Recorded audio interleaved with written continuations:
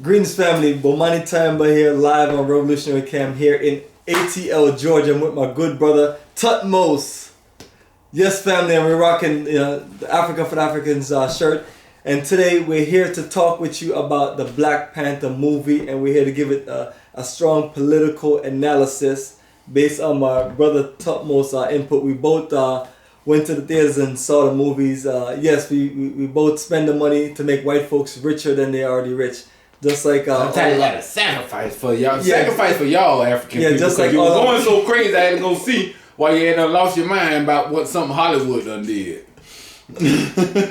Yes. First of all, my quick analysis of the movie is that it's very practical and relevant in the sense of African people. It showed the diverse of the culture, and it showed the greatness of our people. It showed women in positive roles, the same thing as our brothers. But I want to take it beyond that a little bit and get into some political analysis on my brother Thutmose. In honor of International Women's Month, and that focus being understood, of course, we know that the African woman is the backbone of our civilization, and that image that we, what we come from, each and every one of us. So we can go ahead on and go into this movie and understanding from an African-centered perspective what it is that we saw as an African people. And so to me, Bomani, and you can weigh in too with your opinion of this, but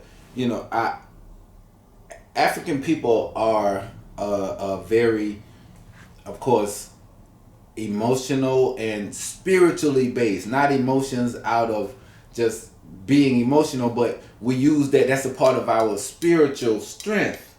And so images and things of this nature, particularly in regards to our youth, are very strong as a focus for us as African people. It's just up to us to understand how to use that as our advantage. And so we saw those images. We saw the African dress, the African culture, the African spirit on film as a gloss over in regards to what we know as we're rising as a African people and coming into the focus of that consciousness. Other people are looking at us coming into the focus of that consciousness. And I feel that what occurred was integration and economic, emotional, imagery, understanding and focus of what it is that we are and where our concentration is now. We coming through the movement of more young people being focused on Africa and African people and who we are as a people based upon politically what is happening around us with the president that we have, with the police murders and all of that. So it was very great for us to be able to see those things on the screen that relate back to that original culture whereby which we come from. But at the same time, we have to go into a level of deeper consciousness to understand, as we had said earlier, about what it is we need to do. Focus on the ancestors, that tradition that brought us to where we are, and to build upon that. And so when you look at that from that perspective, and first of all, let's just talk about, the continent of Africa. We're talking about what we always wanted, a victorious African nation that could not be defeated. That's been the minds of every African that's focused on African liberation. That is an inspiration.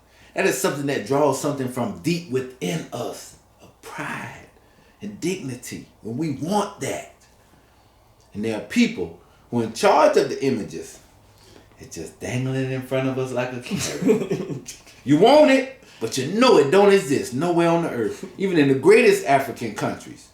If we talking about a Zimbabwe or Ethiopia, or even dealing with the diaspora, we talking about a Cuba, and those who have worked their way to the point that we have an actual existence towards that pinnacle, which of course we know the sanctions against Zimbabwe keep them strangled. Cuba is under a blockade.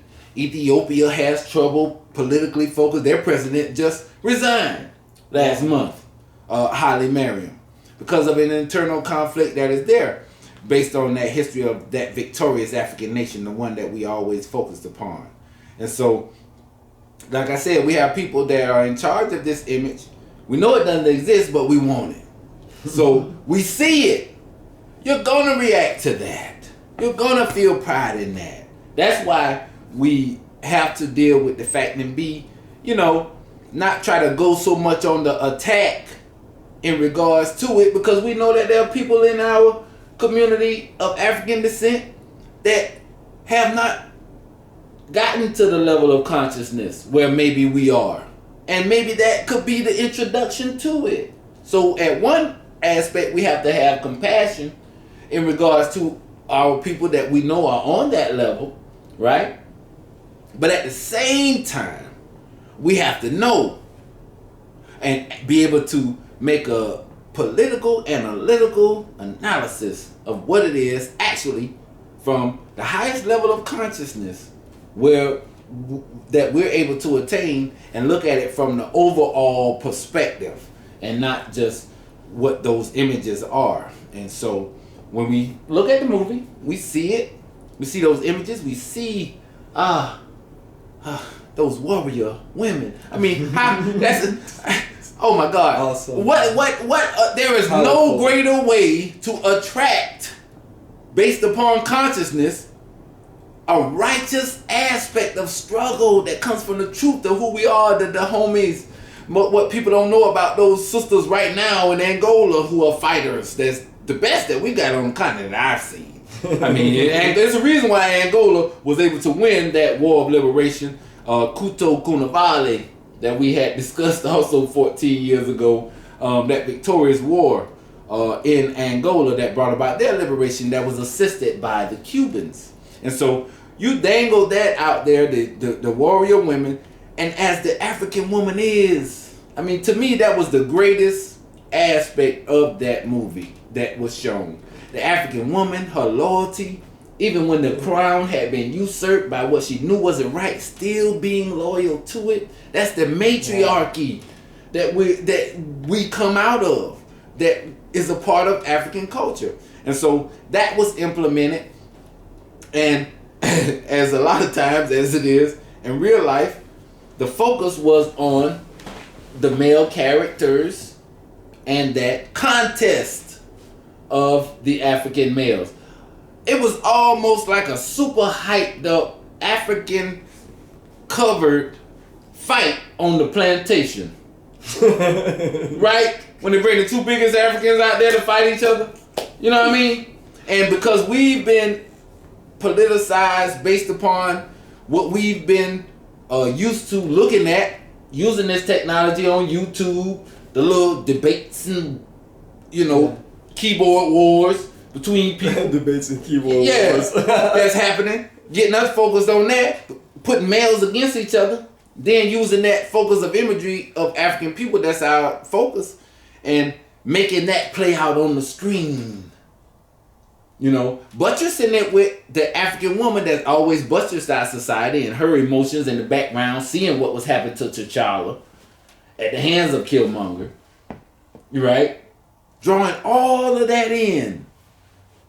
And so getting us caught up in that, which, even myself, at the point of seeing it and taking it into my sensory, was affected by that. So I know that people that don't have that particular political training and political organization or experience were definitely affected by that. So like I said, we want to be careful about how it is that we approach it, because we don't want to make this antagonism continue any further than they intended it to.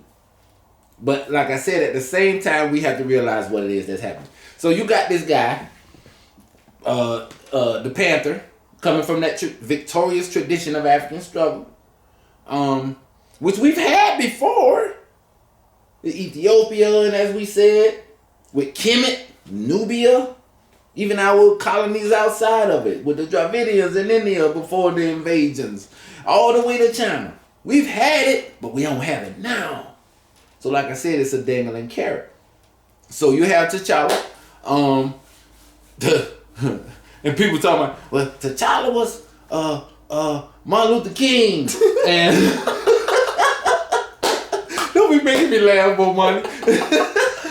T'Challa was Martin Luther King, and Killmonger was Malcolm X, and right. So I'm listening and I'm looking, and in the process of actually taking it to my sensory, and before I could make a full analysis of it and listening to that, I'm like, no. This dude got as his greatest advisor the CIA. My mind ain't missing that right there. It's like, huh? White boy, pale skin. I see him. You trust that guy?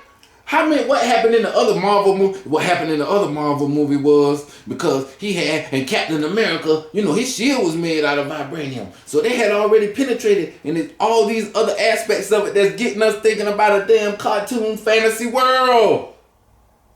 And so as you go forward with it, with T'Challa, now we got integrationists. That's why they say he was Martin Luther King. He's trusting the enemy.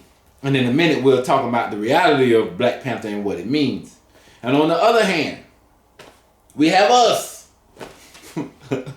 The diasporan African, born as many of us are, to make that imagery, to buttress the societal,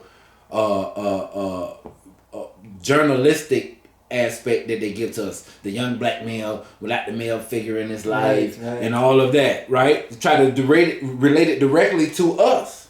Exactly, that's what I'm saying. The movie is very relevant because it is black writers. A lot of that, the relevance of what the struggle is. Black director, African diaspora, and also the research our brothers and sisters did on the continent. To make it more realistic, that's what I'm always telling people. It's powerful, but it's like there's so much messages in the movies and so many things that we can relate it to what's going on, and definitely. And in a deeper aspect, like on the spiritual focus for a second, is like the jaguar cloth, which represents always the spiritual priestess and priest that we had as African people. There was a lot of imagery in that went into the African mind that's causing the inspiration that we'll feel, but that we don't understand 100%. They're playing with images that relate directly to the melanin spiritual cosmological forces that are within us. They've gotten that good, but the political aspect of what's happening to us we're not relating to. So they're actually playing with our spiritual consciousness and keeping us in that realm and not letting us go to the practical level of what we're talking about in regards to what you're doing, actually going to the continent of, hey, I know you done been all over there. You seen a Wakanda somewhere you found it? A place where African people free and where ain't no white people and we just rule it 100%? Oh yeah, that's why as we talk about Wakanda, a fictitious nation, which is based on a futuristic version of an African country that have not been colonized, but has been somewhat penetrated because you talk about the vibranium shield from Captain America. Mm-hmm. You're talking about the claw. The actual person, I thought he was going to be the ultimate bad guy in the movie, villain in the movie. Right, and what we think of, and what it draws up in my consciousness, I think about Africom and what it is that has been the military modern penetration of Africa that was furthered and more carried out by a neo-colonialist, Barack Obama. Before his presidency, there was only a couple of countries that were dealing with Africa and its military. After him, they done took out Gaddafi, who, although an Arab, coming from that tradition of the colonizing from their people, but saw in his consciousness to help those Africans over time, and that's been proven, and you can't take that away from him, And so dealing with what it is that we're actually dealing with practically on the political level, and what it is, this fictitious nation that they created. When we go into what it is that is, after we deal with the spiritual focus of what it is that they dealt with us, when we talk about the African woman and the position that she played and her importance, not only in real life, but that was able to be utilized as part of that imagery with her being loyal to the throne and whatever happened, and going back to that diasporan African, Killmonger, Special Forces, the most relevant line to me that he said was, I trained with the special forces. I fought in Afghanistan and Iraq. I even killed my own people in Africa. And saying it as a part of the fact that he had done served in the United States military. And that had been his pride. And that's what he said as part of the training to make him into the warrior that he was. So it represents that out of control, with raw black people, you know what I'm saying, no good, modern, urban, neo-colonialist traitor that they created in the consciousness of African people in the diaspora, and using us as a trained colonialist Tom to go and conquer that undefeated nation in Africa. He didn't want that nation to continue. He took away the heart-shaped fruit that gave the Black Panthers power, choked out the priestess. That's what pissed me off the most about it. First he killed a sister that's down with him. Sisters, for real? I mean, for real, man. You can see this dude shoot him and say he's still sexy and all that. Do you understand what that means? And then what really pissed me off, you choke out the priestess. You attack the heart of African culture with the priestess always running ritual and ceremony. Man, them Jews mug, dog.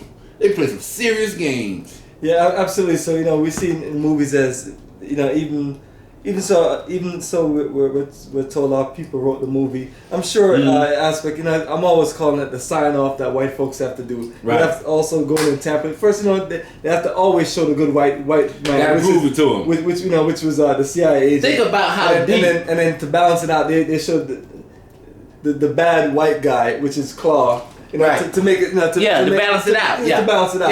Yeah, absolutely. Yeah. And you know, but he bad. They made it bad as hell. Just to build up us, the diaspora African. He stole the vibranium, blew up some stuff at the border to get out, right? Bad white boy, damn, he broke in. Yeah. You know? So you got that white boy, that's good that you made that point. So you got that bad white boy, right? That's attacking them. Then on the inside, who is your advisor? Another white boy from the CIA. Yeah, straight intelligence. Straight intelligence. I mean, so let me go into this aspect, if I could. And as a political prisoner advocate, I gotta say that when you say the word Black Panther, the fact that Hollywood was able to make those two words that have historical significance, Black Panther. The fact that they could even pull off the scam and the scheme that when you say Black Panther, to put all of this focus on their creation.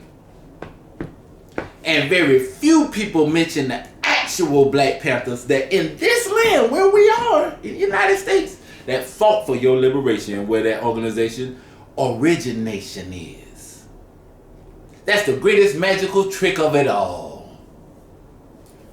You can create something out of your conscience. I don't care who wrote it.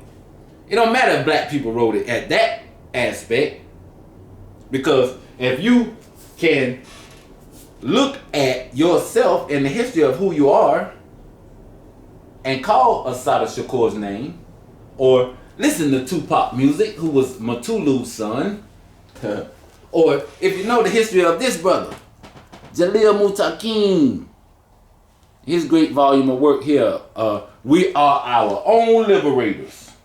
That's what Jalil said. We are our own liberators. That's a real Black Panther, what he say. It's based out of experience, like we talking about. He in prison now because of him understanding what it is that has to be done. Another one, Russell Maroon Schultz. Maroon the Implacable. Very, very great. We talking about political education now. So we're going from the movie Black Panther to practical aspects of what it is. And the real Black Panthers, yeah, they're in prison now. Many of them 30, 40 years. And we're talking about, you know, Black Panther, but very few people are mentioning them. The actual real people, not a Hollywood production, that in this land fought for your liberation and in prison right now because of it. that gives you the ability to go out here and even be capitalist in their society, to spend all the money you done spent watching that movie that they made. Spend some of that towards these Africans. Look for, and that's where we tied in on the Pan-African level. Look for Me in the Whirlwind, the collective autobiography of the New York 21, the Black Panthers. You hear Marcus Garvey in there. Look for Me in the Whirlwind, in the autobiography of the Panther 21. That's how we tie it up from the Pan-African aspect. But if you ain't studying what it is on the political education level, you don't understand that. You don't understand that a diasporan African, Bob Marley, was in Zimbabwe while the flag was being raised, singing a song about Zimbabwe being free. Or you might not know. You got to be real good if you know that Mutulu Shakur, the Black Panther, who was actually responsible for, with other comrades, for the liberation of Assata Shakur, is actually, that's one of his charges. The liberation of Assata Shakur is one of the charges that Mutulu has that lands him in prison to this day. You wouldn't know that Mutulu Shakur, another one of his charges is for robbing Brinks trucks, right? And a charge on top of that is using that money from the robbery of the Brinks trucks to further the liberation campaign, giving them money that he robbed out of that Brinks truck to Mugabe and them, so they could have that liberation while Bob Marley was singing, while they was raising that flag. So if you don't study it from the political aspect, from the Pan-African revolutionary aspect, then they can have us dingling with these images in front of our mind, and no matter how good they are, and no matter how they focus, and as I said, we don't want to go in the aspect of attacking our people, but those of us who are of consciousness, it's your responsibility to move above the level of consciousness where you are, to understand these images that's being transmitted to us, and move those images more in the aspect of practical work, like the brother doing, taking people actually back and forth to Africa, or dealing with, from that movie perspective, understanding when they say Black Panther, don't look to a Hollywood production, but look to send some money to Russell Maroon, or Jalil Mutakim, or Veronza Bowers, or we've had some victories too. It ain't all gloom and doom. We got Sekou Odinga out. We got Robert King up there in Angola 3. I be talking to Zolo Azania. Did 46 years. 46 years and got out last year. I'm like, Zolo, how you do it? So if you want victory, you want to understand from political aspect in real life, you talk about a Sekou Odinga, like I was telling you earlier. Sekou Odinga, one of the greatest African revolutionaries that ever lived. I mean, to talk to him and actually hear it is how it actually happened, and have him as a comrade is incredible. But here's a brother that during this trial, the Panther 21 trial, that was written in this book, Look for Me in the Whirlwind, when they came for Sekou, they knocked on the door. Sekou said he caught the M1 behind the door. Said, hold on, let me put my clothes on. I'll be out there in a minute. They knew it was gun over there, knew we had to intimidate him, but that just bought him time to get out the window in the back, go down the pipe, round the corner, and gone. Wow. Next time they heard about Sekou, he was in Cuba. But he didn't stop there. You want a hero, you ain't got to look to no movie. Look up Sekou Odinga. Look up his history. From there, from Cuba, then he go to Africa with them, to Algeria. And all over. Training, working with the Cubans, bringing about African liberation on the Pan-African perspective. That's your Killmonger. You ain't got to look to no movie. Look to Sekou Odinga. These comrades already did what it is that they're using and dangling as a carrot, using images. More so focusing on the male body to inspire the African woman, because that's what you hear.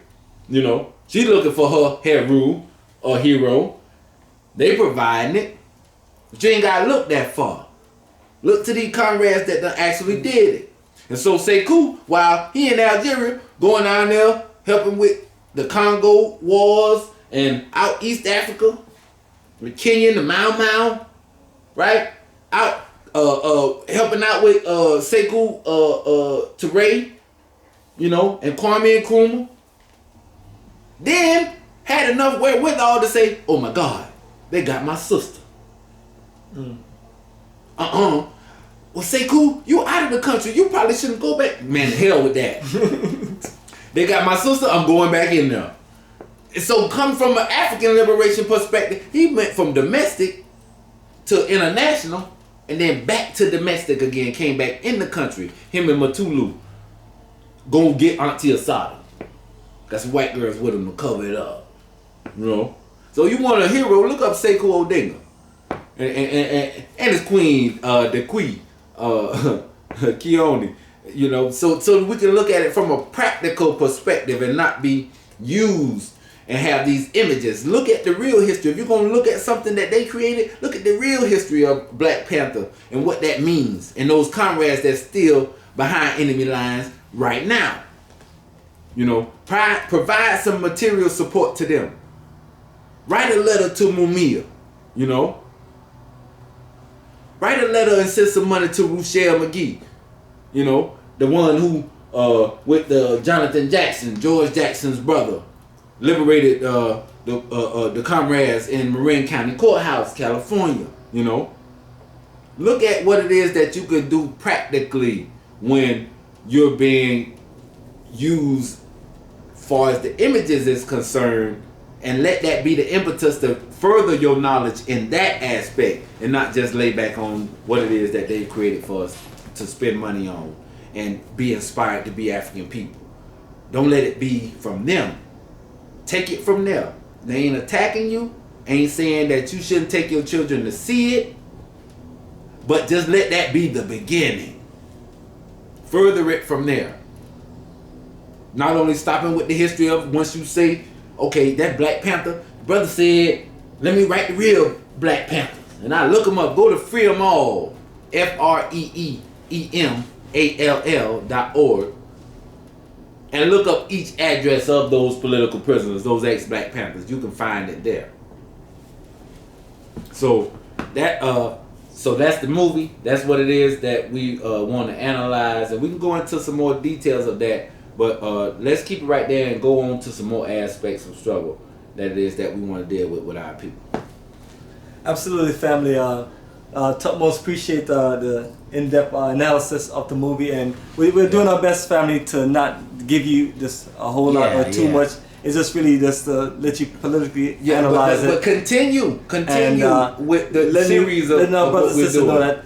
Come out and use that energy and then build it up, because sometimes that's what it takes. It takes a $250 million energy for you to just be open to a little bit, to see what's going on, so you can check out the real Wakanda, which is what we're building in Africa, and all the things that we have worked towards as a people. But family, it's what we're doing is not fictitious, it's real. So family, link with us at africaforafricans.org, and we'll keep you posted all the wonderful things. All right, family, so take care, family, and we'll keep it strong.